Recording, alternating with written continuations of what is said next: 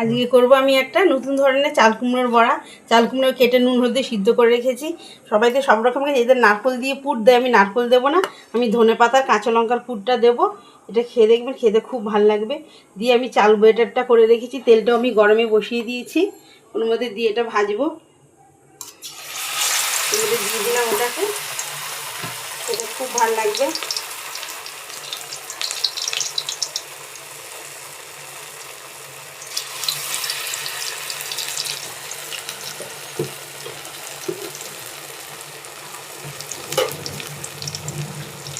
সবাই দিয়ে সব রকম খেয়েছেন, চাল কুমড়োর এই পুরটা খেয়ে দেখবেন, খেতে খুব ভালো লাগবে। এটা নারকেল না থাকলে ধনেপাতা কাঁচা লঙ্কার পুর দিয়ে দেবে, তাহলেই হয়ে যাবে। এটা একটা লাল হয়ে গেছে, আমি তুলে ফেলছি। এই দিকটা হলেই হয়ে যাবে। এটা